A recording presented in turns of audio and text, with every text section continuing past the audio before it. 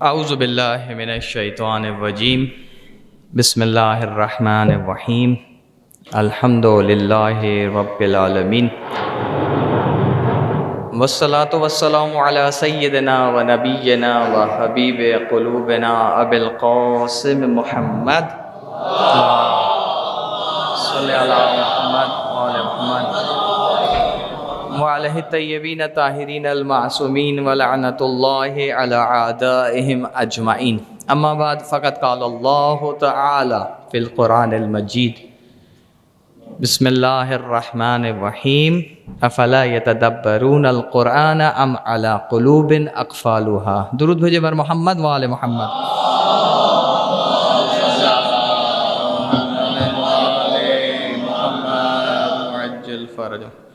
سب سے پہلے اپنے آپ کو اور آپ سب احباب کو تقوی الہی اختیار کرنے کی وصیت اور نصیحت اور تلقین کرتا ہوں، اور پروردگار سے دعا گو ہوں کہ ہمیں تقوی اختیار کرنے والے افراد میں سے قرار دے۔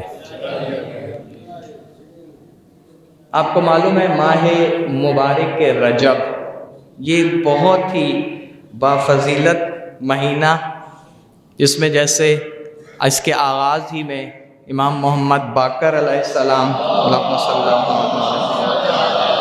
ان کی ولادت باسعادت، اور اس کے بعد ابھی 3 رجب کو امام علی نقی علیہ السلام کی شہادت گزری ہے، اس کی مناسبت سے تسلیت عرض کرتا ہوں۔ اور اس اگلے دنوں میں بھی اسی طرح مختلف ولادتیں ہیں کہ بہت ہی متبرک، کہ جو انشاءاللہ تعالیٰ جب آنے والے خطبات میں جو بھی آئیں گے وہ اس کے اوپر روشنی ڈالیں گے۔ پہلے چند ایک نکات ماہ مبارک رجب کی فضیلت کے عنوان سے، کتنا فضیلت والا، برکت والا، رحمتوں والا مہینہ ہے۔ اس میں اس مہینے کو ماہ استغفار بھی کہا جاتا ہے۔ جناب رسول خدا صلی اللہ علیہ وآلہ وسلم صلی اللہ علیہ وسلم، ماہ رجب میری امت کے لیے استغفار کا مہینہ ہے، اس مہینے میں کثرت سے استغفار کیا کرو اور خدا سے اپنے گزشتہ گناہوں کی توبہ طلب کرو اور آئندہ گناہوں سے بچنے کی توفیق طلب کرو۔ اسی طرح اس ماہ مبارک کے رجب کو رسول خدا صلی اللہ علیہ وسلم فرماتے ہیں الصبر، یعنی اس ماہ میں میری امت پر خدا کی رحمت بہت زیادہ برستی ہے، بس اس ماہ میں زیادہ سے زیادہ یہ کہا کرو استغفر اللہ و اتوب الیہ۔ یاد کر لیں، سادہ سا یہ چھوٹا سا یہ ہے استغفر اللہ و اتوب الیہ، یہ اس کا مختصر ہے جو ہم پڑھتے ہیں استغفر اللہ ربی و اتوب الیہ، تو اس میں ربی کو ہٹا کے استغفر اللہ و اتوب الیہ۔ اور اسی طرح مختلف انداز میں استغفار کے مختلف انداز میں استغفار پڑھی گئی ہے کہ جب بھی آپ کو موقع ملے دعاؤں کی کتابوں میں ضرور دیکھ کے اس کا مطالعہ کریں۔ اسی طرح جناب رسول خدا صلی اللہ علیہ وسلم فرماتے ہیں کہ رجب پروردگار کی رحمت کی بارش کا مہینہ ہے، رحمت کی بارش کا مہینہ ہے۔ بارش کیا ہوتی ہے؟ کہ انسان بھیگ جاتا ہے، تو یہ ماہ مبارک رجب، اس میں خدا کی رحمتیں اتنی نازل ہوتی ہیں کہ انسان خدا کی رحمتوں میں ڈوب جاتا ہے، بھیگ جاتا ہے۔ یہ حدیث قدسی ہے کہ پروردگار فرماتے ہیں کہ یہ اللہ تعالیٰ کی حدیث قدسی ہے کہ میں نے ماہ رجب کو اپنے اور اپنے بندوں کے درمیان میں رسی قرار دیا ہے، اور جو شخص اس سے متمسک ہو جائے گا وہ مجھ تک پہنچ جائے گا۔ پس اس ماہ مبارک رجب سے بھرپور اور بہت سی اس کی فضیلت میں روایتیں ہیں۔ میں ایک عام روٹین سے ہٹ کر چند چیزوں کی طرف چاہوں گا کہ آپ کو متوجہ کروں۔ اجازت دیں گے کہ انشاءاللہ اس خطبے کو، کیونکہ ہو سکتا ہے پھر پتہ نہیں آپ لوگ مجھے بلائیں نہ بلائیں، کیا یہ سلسلہ جاری رہے نہ جاری رہے، تو میں اپنی بات کر جاؤں۔ وہ کیا ہے، آپ کے سامنے ایک منظر کشی کرتا ہوں، آپ اپنے آپ کو اس منظر میں محسوس کریں۔ آپ ادھر جاتے ہیں، کیا محسوس کریں گے؟ مثال کے طور پر میں آپ سب کو کہتا ہوں، برادران عزیز، چلیے اس علاقے کا ایک بہت ہی بڑا سیٹ ہے، اس نے ہم سب کی دعوت کی ہے، آئیں ابھی فوراً اٹھ کے جمعہ پڑھ کے فوراً چلتے ہیں۔ اب اس پہ بہت سے دوست احباب ہوں گے جن کو بھوک پیاس ہوگی، بہت سارے ہوں گے کھانا کھا کے آئے ہوں گے، بہت سارے تیاری نہیں ہوگی، بہت سارے لوگوں کے ذہنوں میں کام ہوں گے، مصروفیت ہوگی، لیکن بالآخر میری دعوت پہ آپ سب اٹھ کے وہاں چلتے ہیں، جاتے ہیں۔ ایک بہت بڑا ہال ہے اور وہاں پہ وسیع و عریض دسترخوان ہے اور ہر قسم کے کھانے اس دسترخوان پر مہیا ہیں۔ آپ نے کیا کہا کہ آغا صاحب کاش ہمیں تھوڑا پہلے بتا دیتے، اتنی بڑا دسترخوان اور اتنی بڑی دعوت، تو تھوڑے اس کی حوالے سے تیاری کر کے آتے۔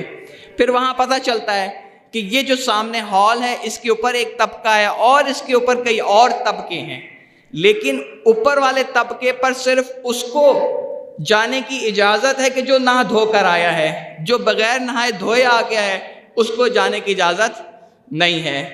پھر ان میں سے کچھ لوگ اوپر چلے جائیں گے جو غسل کر کے آئے تھے، نہائے دھو کے آئے تھے، ادھر جا کے دیکھیں کہ اس سے بھی بڑھ کر، مثال کے طور پر وہاں پہ انواع اقسام کے آپ کے لیے مشروبات ہیں کہ جو آپ نے کبھی زندگی میں نہیں دیکھے۔ اسی طرح اس سے اگلے طبقے میں اعلان ہوتا ہے کہ جو خوشبو لگا کے آئے ہیں صرف وہ اس اوپر والے طبقے میں جا سکتے ہیں۔ پھر آپ گلا کریں گے، آغا صاحب آپ نے ہمیں بتایا نہیں، ورنہ ہم خوشبو بھی لگا کے آتے، تیاری کر کے آتے۔ اوپر والے طبقے میں جاتے ہیں تو بہترین، دنیا کی بہترین خوشبوئیں وہاں پر موجود ہیں۔ جیسے جیسے اوپر والے طبقے میں جو ہے آتے جاتے ہیں، لوگوں کی تعداد بھی کم ہوتی جاتی ہے اور ایسی ایسی نعمتیں کہ انسان نے پہلے ان کے بارے میں سوچا نہیں ہوتا۔ آپ مجھ سے کیا گلہ کریں گے؟ آپ کہیں گے آغا صاحب آپ کو ہمیں پہلے بتانا چاہیے تھا۔ آخری ایک طبقہ ایسا ہے کہ وہاں پہ دنیا جہاں کے سونا چاندی ہیرے جواہرات موجود ہیں، اور جو شخص اپنے ساتھ کچھ لایا ہے، کوئی برتن لایا ہے، کوئی ظرف لایا ہے، کوئی بیگ لایا ہے، کوئی اٹیچی کیس لایا ہے، صرف اس کو جانے کی اجازت ہے۔ جس کے پاس کچھ بھی نہیں ہے اس کو کہے کہ آپ اس طبقے پہ جا نہیں سکتے کیونکہ آپ خالی ہاتھ ہیں، اور پھر کہا کہ جو مرضی اٹھانا ہے اٹھاؤ۔ اب تو آپ مجھ سے لڑیں گے، ہو سکتا ہے کچھ لوگ میرا گریبان پکڑ لیں کہ آغا صاحب اتنی بڑی دعوت ہمیں پہلے بتاتے تو صحیح۔ بہت خوب، میں کہا چلیں اس دفعہ میں نے آپ کو بتایا نہیں، اگلے سال پھر جب میں آؤں گا پھر آپ کو اس طرح کی دعوت دوں گا، اور پھر اگلے سال میں آتا ہوں پھر آپ کو کہتا ہوں آغا صاحب چلیں دعوت میں۔ اب جب میں یہ بات کہتا ہوں دعوت میں چلیں، اس میں پھر بعض لوگ پھر بھی بغیر تیاری کے اٹھ کے میرے ساتھ چلے جائیں۔ اب کی دفعہ قصوروار کون ہے؟ اب کی دفعہ قصوروار کون ہے؟ جو تیاری کے بغیر گیا ہے۔ برادران عزیز، اسی طرح چند دنوں کے بعد آپ کو ایک ایسے دسترخوان پر دعوت دی گئی ہے کہ اس دعوت دینے والی ذات کے پاس ایسا خزانہ ہے کہ جس کی کوئی کمی نہیں، دنیا کی ہر نعمت اس دسترخوان پر موجود ہے، چاہے وہ مادی نعمت ہو چاہے وہ معنوی نعمت ہو، لیکن اس دسترخوان اور اس دعوت پر جانے کے لیے وہی شخص بہترین اس دسترخوان سے فائدہ مند ہو سکتا ہے، استفادہ کر سکتا ہے کہ جو اس دعوت کے لیے پہلے سے تیاری کر کے جائے گا۔ بغیر تیاری کے کچھ حاصل نہیں ہوگا۔ دسترخوان پہ کھانے موجود ہے، دنیا کی بہترین غذائیں موجود ہیں، اگر آپ کو بھوک نہیں لگی تو آپ نہیں کھائیں گے۔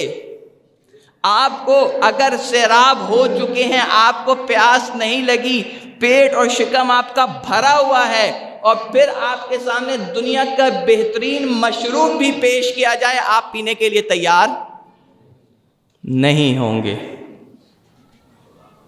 اس لیے کہ آپ کے اندر نہ بھوک ہے نہ پیاس ہے۔ برادران عزیز، ماہ مبارک کے رمضان وہ مہینہ ہے کہ جو 2 مہینے بعد ایک بہترین میزبان کون ہے؟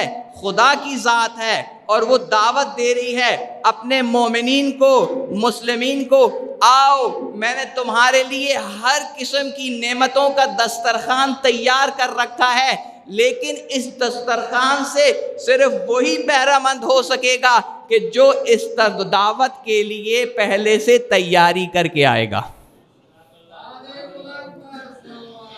اللہم صلی علی محمد وآل محمد۔ اس لیے ہم دیکھتے ہیں کہ بہت سے لوگ جو ماہ مبارک کے رمضان میں جو ایک 30 دن گزارتے ہیں، اور جب پہلی شوال کا دن آتا ہے تو جیسے پہلے تھے کہ ویسے ہی ہو جاتے ہیں، نماز فجر قضا ہو جاتی ہے، رمضان میں خوب قرآن پڑھتے تھے، عید سے لے کر آگے تک پھر قرآن سے غفلت ہو جاتی ہے۔ کیوں؟ کیونکہ آپ نے اس رمضان، ماہ مبارک رمضان سے فائدہ نہیں اٹھایا۔ پروردگار نے ہمارے لیے 2 مہینے اپنی نعمت کے طور پر مہیا کیے، تیاری کا ٹائم دیا کہ ماہ رجب اور ماہ شعبان میں تمہیں دیتا ہوں کہ خوب اپنے آپ کو تیار کرو تاکہ ماہ مبارک رمضان سے بھرپور استفادہ کر سکو۔ اس دسترخوان سے تم تبھی فائدہ اٹھا سکتے ہو، بھرپور فائدہ اٹھا سکتے ہو، کہ جب ان 2 مہینوں میں تم تیاری کر کے آؤ گے۔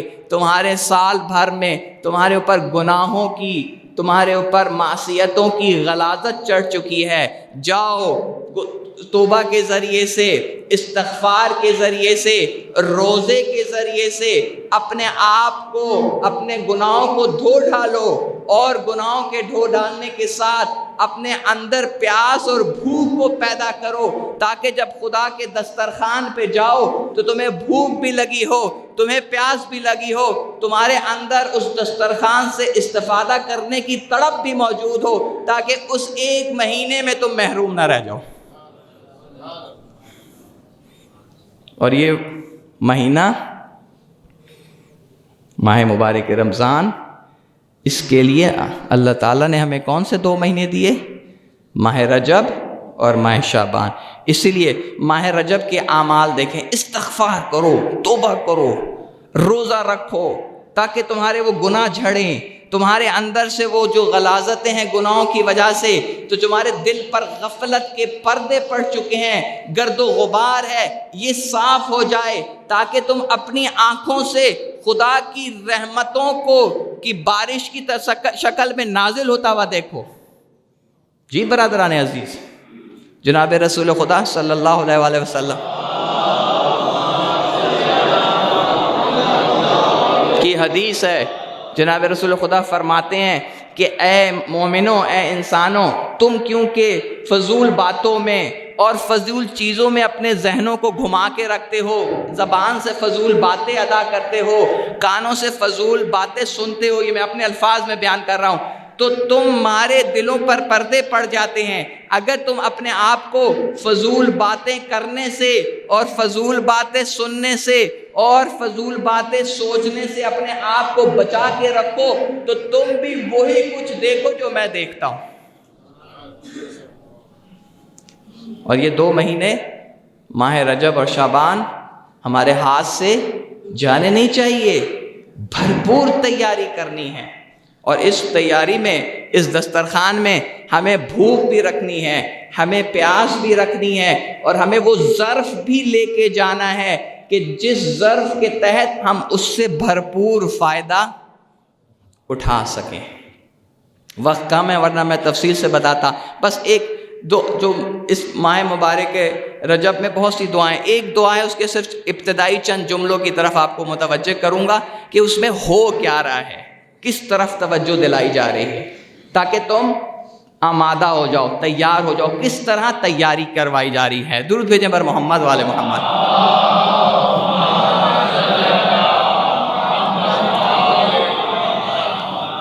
ایک چھوٹا بچہ ہے، اس کو کسی ملک کے بادشاہ کے پاس لے جائیں اور اس سے بادشاہ کہے مانگو جو تم مجھ سے مانگتے ہو۔ اب بچہ ہے، کیا مانگے گا؟ ٹافی دے دیں، کھلونا دے دیں۔ بادشاہ ہنسے گا، یار تو ٹافی مانگ رہے ہو، کھلونا مانگ رہے ہو، میں بادشاہ ہوں۔ پھر ایک عام دیہاتی شخص چلا جائے، آپ تو ماشاءاللہ شہر کے پڑھے لکھے سمجھدار لوگ ہیں، کوئی دیہاتی چلا جائے، دیہاتی سے کہیں ہاں جی مانگو، کیا مانگتے ہو؟ وہ کہے جی مجھے ایک ٹریکٹر دے دے، ٹرالی دے دے، اس طرح کی چیز مانگ لے۔ وہ ہنسے، یار میں ملک کا بادشاہ ہوں، تم مجھ سے کیا ٹریکٹر ٹرالی مانگ کے خوش ہو رہے؟ کیوں؟ اس لیے کہ جو مانگنے والا ہے وہ اپنے آپ کو دیکھ کر مانگنے والے جس سے مانگا جا رہا ہے، جس کے آگے ہاتھ پھیلا رہا ہے، اس کو نہیں دیکھ رہا، اپنے آپ کو دیکھ رہا ہے۔ ہمارے ائمہ اطہار ہمارے پاس آئے اور انہوں نے متوجہ کیا کہ جب خدا کی بارگاہ میں جاؤ تو اپنے آپ کو نہ دیکھو، اس خدا کی عظمت اور بلندی کو دیکھ کر دعا مانگو۔ اسی لیے کہا بسم اللہ الرحمن الرحیم۔ انسان ہم جتنا بھی سوچ لیں، ہم خدا سے کیا دعا مانگتے ہیں؟ خدا میرے بیٹے کو نوکری دے دے، اچھی اولاد دے دے، پروردگار مجھے مثلاً اچھا گھر دے دے، کاروبار دے دے، یہی کرتے ہیں نا دعا۔ معصوم کہتے ہیں اپنے آپ کو مت دیکھو، جس سے مانگنے جا رہے ہو اس کی ہستی کو دیکھو، پھر مانگو۔ پھر کہا بسم اللہ الرحمن الرحیم، یا من ارجو ہو لکل خیر۔ اے پروردگار، جب میں اپنے آپ کو دیکھتا ہوں تو میری حاجتیں مجھے بہت چھوٹی لگتی ہیں، لیکن جب میں تیری ذات کو دیکھتا ہوں تو پھر میں تجھ سے امید رکھتا ہوں کہ دنیا اور آخرت میں جتنی بھی خیر ہے میں تجھ سے امید رکھتا ہوں۔ لکل خیر وآمن وسخطہ عند کل شر۔ اور میں اپنی 1 2 5 100 1000 شر ان سے زیادہ میں سوچ نہیں سکتا۔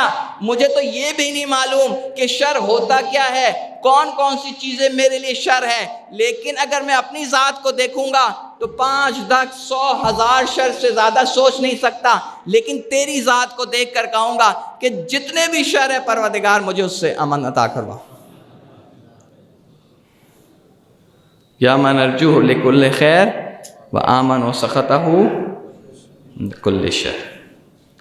اور تو ایسی ذات ہے، تو ایسی ذات ہے کہ ہم تجھے نہیں پہچانتے، ہم تجھ سے چھوٹی چھوٹی چھوٹی چیزیں مانگ رہے ہوتے ہیں۔ تو ہے کہ جو ہماری توقع سے بڑھ کر ہم کو دے رہا ہوتا ہے۔ سوال کرتا ہوں برادران عزیز، جب آپ اس دنیا میں آئے تھے آپ کو معلوم تھا کہ زندہ رہنے کے لیے آپ کو پانی کی ضرورت ہے؟ آپ کو معلوم تھا کہ آپ کو زندہ رہنے کے لیے سورج کی ضرورت ہے؟ آپ کو معلوم تھا کہ آپ کو زندہ رہنے کے لیے غذاؤں کی ضرورت ہے؟ کچھ بھی تو معلوم نہیں تھا۔ چھوٹے چھوٹے تھے، بچے تھے، بس ایک وقت کا کھانا، ایک وقت کی روٹی، یہی ہمارے لیے کافی تھا اور یہی مانگتے تھے۔ جتنے بھی بڑے ہو جائیں ہم اپنی ذات کو دیکھتے رہتے ہیں، اپنی طرف توجہ ہوتی ہے، اپنے میں گم ہوتے ہیں، اس لیے چھوٹی چھوٹی چیزیں مانگ کے خوش ہوتے رہتے ہیں۔ لیکن اے پروردگار، تو وہ ذات ہے کہ تجھ سے اگر تھوڑا بھی مانگا جائے تو تو تھوڑے پہ راضی نہیں ہوتا، تو دیتا ہم کو کثیر ہے۔ یا من یوتی الکثیر بالقلیل۔ مانگنے والا تھوڑا مانگ رہا ہے لیکن تو دینے والا، یہ کیا ہو رہا ہے؟ کیا ہو رہا ہے؟ یہ بہت ساری ایسی نعمتیں ہیں کہ پروردگار ہم نے تو تجھ سے مانگی نہیں تھی، ہم نے تو تجھ سے اس دنیا میں آنے کے بعد ہم نے تو نہیں پتا تھا، ہم نے اپنا وجود مانگا تھا خدا سے، خدا نے دیا ہے نہیں دیا؟ خدا نے یہ زبان، ہاتھ، پیر، اتنی نعمتیں، سورج، ستارے، زمین، کھیتیاں، گھر، ہم نے مانگی تھی یہ چیزیں۔ اب تو کچھ اب مانگتے ہیں نا، پہلے تو ہم نے نہیں مانگی تھی. تو وہ ذات ہے کہ جو جس تجھ سے کوئی سوال نہ بھی کرے تو تو اس کو عطا کرتا ہے. تو اتنا عظیم ہے. یا من یوتی من سأل و یا من یوتی من لم یسأل ہو. جو تجھ سے سوال نہیں کرتا تو اس کو بھی دے دیتا ہے. اور یہاں تو صرف اتنا نہیں ہے کہ جو سوال نہیں کرتا تو اس کو بھی دیتا ہے, جو تجھے صحیح طریقے سے جانتا نہیں اس کو بھی تو دے دیتا ہے. تو اتنا کریم ہے. کیوں؟ فَإِنَّهُ غَيْرُ مَنْقُوسٍ مَا آتَيْتَ. اتنا بڑا خزانہ, اتنا بڑا خزانہ, اتنا بڑا خزانہ کہ جتنا بھی تجھ سے مانگا جائے تو عطا کرتا رہے, عطا کرتا رہے, ساری زندگی عطا کرتے رہے, تیرے خزانے میں کوئی کمی واقع نہیں ہوتی. فَإِنَّهُ غَيْرُ مَنْقُوسٍ مَا آتَيْتَ. اب میں اور آپ ہوتے تو یہیں پر توجہ کیجیے گا, میں اور آپ ہوتے تو یہیں پر خوش ہو جاتے, کانے ہو جاتے, بس پروردگار جتنا خیر تھا وہ بھی تو نے دے دیا, جتنا شر تھا لکل خیر عند کل شر, جتنا شر تھا اس سے بھی تو نے مجھ کو بچا دیا. کیونکہ میں اور آپ تھے اس لیے معرفت نہیں رکھتے تھے, یہیں پہ آ کے خوش ہو جاتے. لیکن ائمہ اطہار علیہ السلام ہیں کہ وہ معرفت کے اعلیٰ ترین درجے پر ہے. وہ کیا کہتے ہیں کہ پروردگار کیونکہ میں تجھ کو جانتا ہوں, تیری معرفت ہے, اس لیے کل خیر بھی تو نے دے دیا, کل شر سے تو نے بچا بھی دیا. اس کے بعد بھی مجھے معلوم ہے کہ تیرے فضل میں اور بھی بہت کچھ موجود ہے. اللہم صلی علی وزدنی من فضلک. اللہ اکبر. معرفت نہیں ہے, یہ کیا ہے؟ یہ دراصل ہمارے اندر پروردگار کے حوالے سے ائمہ ظرفیت پیدا کر رہے ہیں, تاکہ تو جب مانگنے جائے تو ٹافی لے کے اور چاکلیٹ لے کے اور جو ہے کھلونے لے کے خوش نہ ہو جانا. تو نے ضائع کیا اپنی اس دعوت کو. تو جس دعوت میں اور جس دعوت دینے والے کی بارگاہ میں حاضر ہو رہا ہے اس کی ذات میں گم ہو جا, اس کی طرف متوجہ ہو جا, پھر اس سے مانگ, پھر دیکھ تیری زندگی میں کبھی کوئی کمی نہیں رہے گی. مشکل کیا ہے ہماری؟ ہم اس کی معرفت نہیں رکھتے, اپنی ذات میں گم رہتے ہیں. برادران عزیز, ماہ مبارک رجب اور شعبان اس لیے آیا کہ آپ کو گناہوں سے بھی پاک کرے, آپ کے اندر تڑپ پیدا کرے, آپ کے اندر پیاس اور بھوک خدا کی برکتیں اور رحمتیں لینے کے لیے آپ کو آمادہ کرے. اور صرف یہ نہیں بلکہ آپ کے اندر ظرفیت بھی پیدا کرے کہ آپ نے اپنے پروردگار سے کیا لے کے جانا ہے اس مہینے میں. چھوٹی چھوٹی باتوں پہ راضی ہو کے نہیں چلے جانا. یہ ہے فلسفہ ماہ مبارک رجب اور ماہ مبارک شعبان. اور اگر ہم نے ان دو مہینوں کو کے مطابق اپنے آپ کو آمادہ نہیں کیا, تیار نہیں کیا, تو یاد رکھیے گا اس دعوت میں جائیں گے تو صحیح, لیکن کیونکہ اس شخص کی مانند ہوں گے جس کو نہ بھوک لگی ہے, نہ پیاس لگی ہے, نہ تیار ہو کے گیا ہے, جیسے گیا تھا ویسے ہی اٹھ کے آ جائے گا, ضائع کر دے گا. اسی لیے ہم دیکھتے ہیں کہ ہر سال ماہ مبارک رمضان آتا ہے کہ ہمیں ایک سیڑھی چڑھائے, دوسری سیڑھی چڑھائے, تیسری سیڑھی چڑھائے, چوتھی, یعنی ہر سال ایک سیڑھی اوپر چڑھے. لیکن ہم لوگوں نے کیونکہ نہیں متوجہ ہوتے تو ہر سال ایک سیڑھی چڑھتے ہیں, پھر باقی 9 مہینے پھر نیچے گر جاتے ہیں, پھر رمضان میں پھر ایک سیڑھی چڑھتے ہیں اور پھر دوبارہ وہیں پہ آ کے کھڑے ہو جاتے ہیں. ہے کہ نہیں ایسا؟ البتہ آپ کا نہیں مجھے معلوم, میرے ساتھ تو یہی ہے. کتنی میں باتیں کرتا ہوں لیکن عمل کے میدان میں نہیں کر سکا. کیوں؟ خدا سے اس طرح نہیں مانگتا کہ جس طرح خدا سے مانگنا چاہیے, خدا سے اس طرح نہیں مانگتا کہ جس طرح میرے ائمہ نے بتایا. مجھے اس طرح کی میں نے کبھی معرفت حاصل کرنے کی کوشش ہی نہیں کی کہ پروردگار سے دعا گو ہیں کہ پروردگار ہمیں ماہ مبارک رجب اور ماہ مبارک شعبان سے بھرپور استفادہ کرنے کی توفیق عطا فرمائے، تاکہ ہم ماہ مبارک رمضان میں جو جس طرح کی تیری دعوت ہے اسی طرح کے ہم مہمان بن کے اور اس سے استفادہ کرنے والے بن کے جائیں۔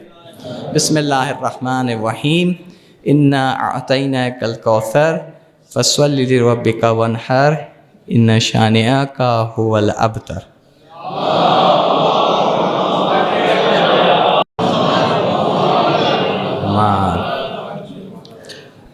اعوذ باللہ من الشیطان الرجیم، بسم اللہ الرحمن الرحیم، الحمد للہ رب العالمین، اللہم لک الحمد بدیع السماوات والارض ذا الجلال والاکرام، رب الارباب و الہ کل مالوح و خالق کل مخلوق و وارث کل شیء لیس کمثلہ شیء وہو بکل شیء محیط، انت اللہ لا الہ الا انت الاحد المتوحد الفرد المتفرد، وانت اللہ لا الہ الا انت الکریم المتکرم العظیم، والصلاة والسلام علی محمد نبی الرحمہ سید المرسلین صلی اللہ علیہ وسلم، وعلی ابن ابی طالب سید الوصیین، وفاطمة الزہراء سیدۃ نساء العالمین، وحسن المجتبی والحسین الشہید بکربلاء، وعلی ابن الحسین زین العابدین، ومحمد ابن علی،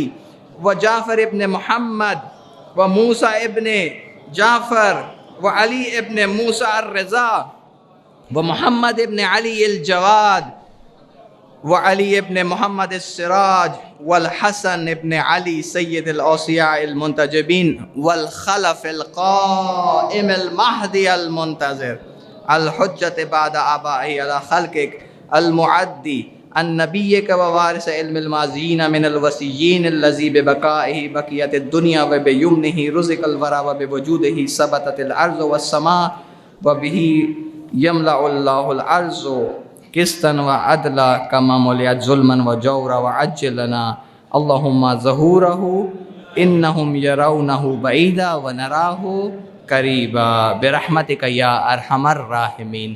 ایک دفعہ اللہم صلی علی محمد، ایک دفعہ پھر بندہ حقیر اپنے آپ کو اور آپ سب احباب کو تقوی الہی اختیار کرنے کی وصیت اور نصیحت کرتا ہوں۔ برادران عزیز،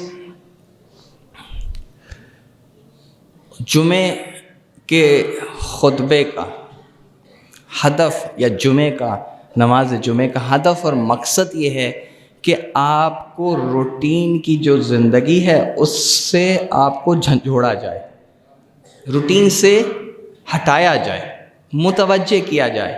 آپ کو بہت سارے ایسے مسائل جو آپ ہفتہ بھر اپنی شخصی زندگی میں رہنے کی وجہ سے متوجہ نہیں ہوتے، جمعے پہ آ کر ان مسائل کی طرف آپ کو توجہ دلائی جائے۔ خدا را اس کو بھی روایتی نہ بنا دیجیے گا، اس کو بھی رسمی نہ بنا دیجیے گا۔ اس میں آپ نے پورے ہفتے کا شیڈیول، پلان اور پروگرام لے کے جانا ہوتا ہے۔ جمعہ کا خطبہ اس لیے کہا اہل مکتب اہل بیت میں 4.5-5 کلومیٹر کے دائرے میں ایک ہی جمعہ ہو، تاکہ لوگ اکٹھے ہوں، ایک دوسرے کے حالات سے آشنا ہو۔ ایسا نہ ہو کہ بیگانوں کی طرح آئیں، جمعہ پڑھیں روایتی انداز میں اور بیگانوں کی طرح اٹھ کے چلے جائیں۔ خدا را یہ کام نہ کیجیے گا۔ ابھی میں چند ایک مسائل کی طرف آپ کو توجہ دلاتا ہوں، لیکن اس سے پہلے امام علی نقی الحادی علیہ السلام صلی اللہ علیہ محمد، کیونکہ ان کی شہادت کے ایام ہے، چند ایک ان کی زندگی کے چند ایک پہلو۔ کیا کیا انہوں نے؟ 42 سال کی عمر، جس میں سے 20 سال انہوں نے سامرا میں گزارے۔ شدید ان کے اوپر پہرا تھا، ان کے اوپر نظر ہوتی تھی، لیکن اس کے باوجود بھی جب ایک جو ہے شخص ہے کہ جس کو آپ نظر بند کر دیں، اس کے بعد بھی آپ کو وہ برداشت نہ ہو اور اس کو شہید کر دیا جائے، تو اس کا مطلب ہے کہ وہ کوئی ایسا کام کر رہا ہے اس نظر بندی کے باوجود بھی کہ آپ سے وہ کام کنٹرول نہیں ہو رہا۔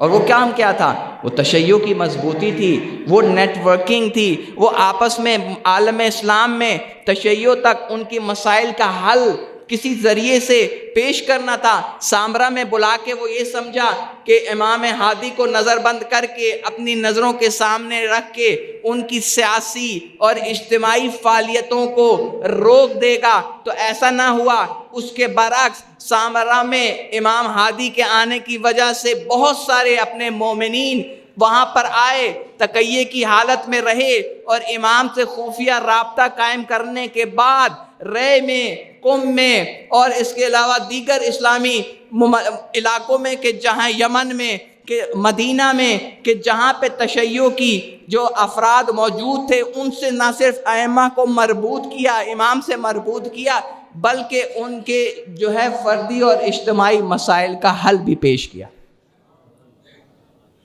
امام ہادی ایسے ہی ان کو شہید نہیں کر دیا گیا۔ سوال ہے نا، ایک شخص جو نظر بند ہو، ایک شدید کنٹرول میں ہو، اور اس کے باوجود بھی اس کو 20 سال کی عمر جو ہے 20-22 سال کا جوان ہے، وہ کیا کر سکتا ہے؟ اور وہ پھر 20 سال سامرا میں رہے، 42 سال کی عمر میں شہید ہو گئے جوانی میں۔ کیوں؟ اس لیے کہ ان سے وہ سمجھ نہیں آ رہا تھا یہ کیا کر رہے ہیں، کس طریقے سے یہ کام کر رہے ہیں، فعالیت کر رہے ہیں۔ جو نقطہ ہے جو ہمیں اور آپ کو سمجھنے کی ضرورت ہے کہ برادران عزیز، ہمارے ائمہ کو تو شہید اس لیے کر دیا جائے کہ وہ اپنی اجتماعی ذمہ داریاں ادا کرتے تھے، اس اجتماعی ذمہ داریوں کی ادا کرنے کے جرم میں ان کو شہید کر دیا جائے، اور ہم اور آپ جو ان کے ماننے والے ہیں اپنی فردی زندگی میں اتنے مگن ہو جائیں کہ ہمیں اپنی اجتماعی ذمہ داریوں کا پتہ ہی نہ چلے۔ اس کا مطلب ہے کہ ہم نے ائمہ کی صحیح شناخت اور معرفت نہیں رکھی۔ ابھی اس وقت مختصر سے وقت میں 3 اس وقت بنیادی مسئلے ہیں آپ کے ملک کی سطح پر۔ ایک، سب سے پہلے آپ کو معلوم ہے کہ فوجداری بل، ترمیمی بل جو ہے وہ اسمبلی میں پیش ہوا ہے خاموشی کے ساتھ، بدنیتی پر مبنی۔ کیوں؟ اس لیے کہ اس وقت آپ کے ملک کی مشکل اقتصادی مشکل ہے، سیاسی طور پر آپ مشکل کا شکار ہیں۔ اگر آپ واقعی مخلص ہوتے قوم اور ملت کے تو اقتصادی اور سیاسی مشکلات کا حل کرنے کے لیے کوئی بل پیش کرتے، نہ یہ کہ ایسا بل پیش کریں کہ جس سے فرقہ واریت ختم ہونے کے بجائے اور زیادہ اس کو آگ لگ جائے۔ یہ بل، اس میں بہت سارے شبہات ہیں۔ سب سے پہلے صحابہ سے آپ کی کیا مراد ہے؟ تعریف ایک متفقہ تعریف کہ جس پہ تمام مسالک متفق ہو جائیں۔ خود اہل سنت میں کئی نظریات ہیں، ہم سے پوچھتے ہیں، ہم سے سوال کیا جاتا ہے۔ آپ لوگوں کے لیے یہ میں دے رہا ہوں ایک آپ کو کہ تاکہ اگر کبھی مباحثہ ہو کسی سے تو اس طرف متوجہ کریں۔ ہم سے کہا جاتا ہے کہ تمہارے پاس امام کی، ائمہ کی قرآن سے کیا دلیل ہے؟ میں ان سے کہتا ہوں وہ تو میں تمہیں بعد میں پیش کروں گا، تم یہ بتاؤ کہ جو تمہارا نظریہ باز نظریے کے تحت جو افراد کہتے ہیں کہ تمام کے تمام صحابہ عادل ہیں، تمہارے پاس قرآن میں اس کا کیا دلیل موجود ہے؟ پہلے وہ پیش کرو۔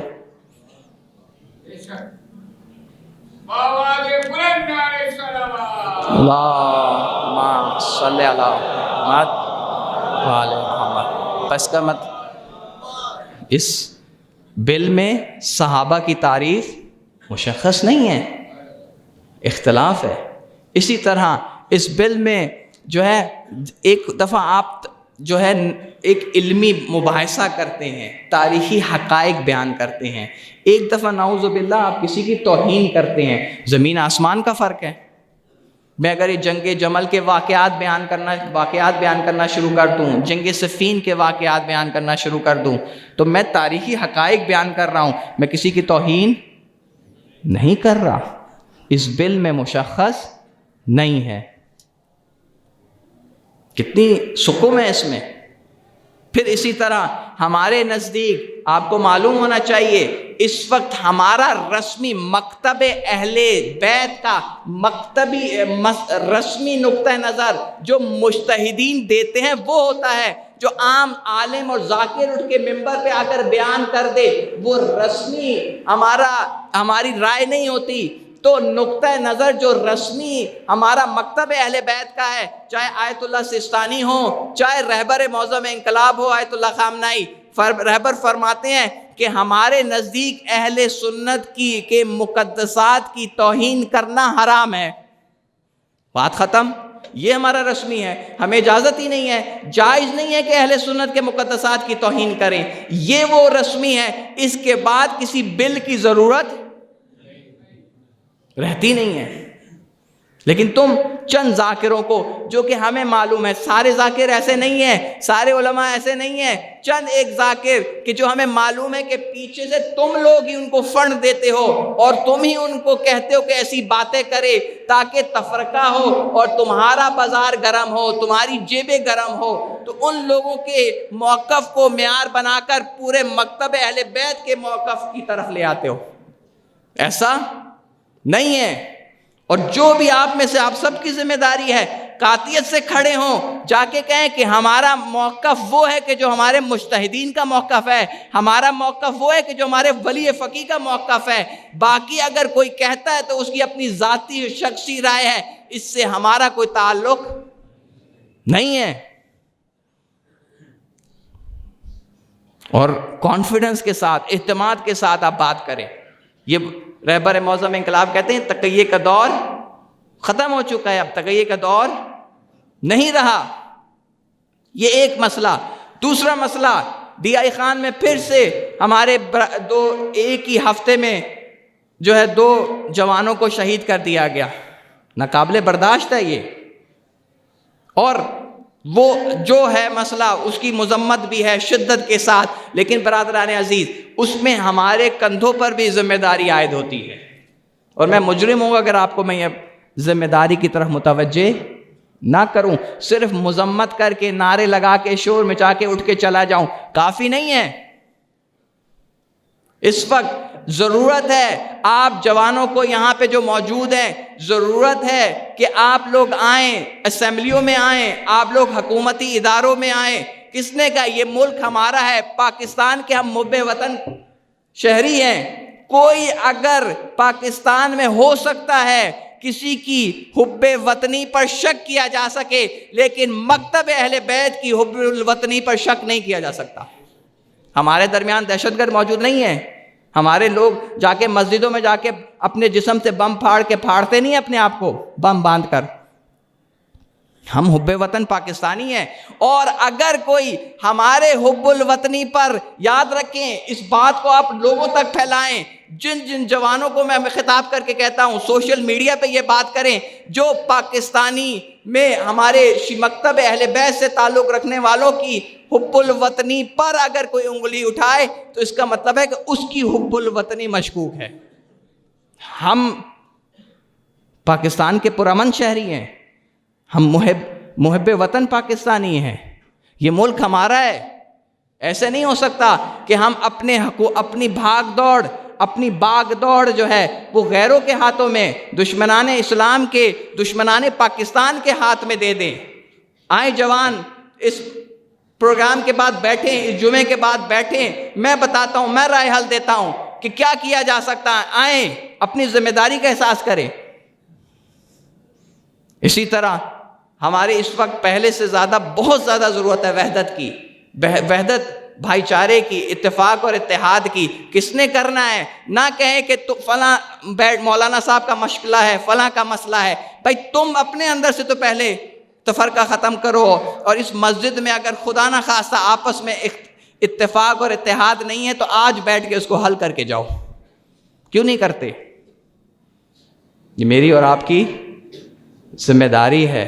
بزرگان دین انہوں نے جو کام کرنا ہوتا ہے وہ کریں گے، لیکن عوام کی بھی اپنی ذمہ داری ہوتی ہے، اس کو سمجھنے کی ضرورت ہے۔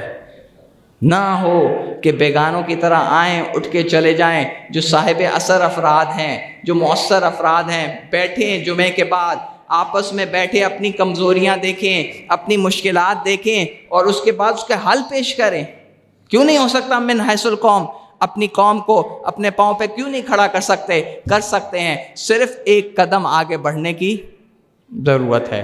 اور یہ جمعے کے خطبات خدا را ان کو رسمی نہ لیجئے گا. بیگانوں کی طرح آئیں اور بیگانوں کی طرح نہ جائیے گا، بلکہ بیٹھیں، اپنی مشکلات کو ڈسکس کریں، ان کا حل ڈھونڈیں، اور خدا بھی انشاءاللہ تعالیٰ آپ کے لیے اپنی برکتیں اور رحمتیں نازل کرے گا. ماہ مبارک رجب کی ایک رحمت اور ایک برکت یہ بھی ہونی چاہیے کہ ہم مل بیٹھ کر اپنی مجتمعی مشکلات کا حل ڈھونڈیں اور تلاش کریں، اور یقیناً خدا ہماری مدد کرے گا. معذرت 2-3 منٹ اوپر ہو گئے انشاءاللہ کہ آپ درگزر فرمائیں گے. بسم اللہ الرحمن الرحیم.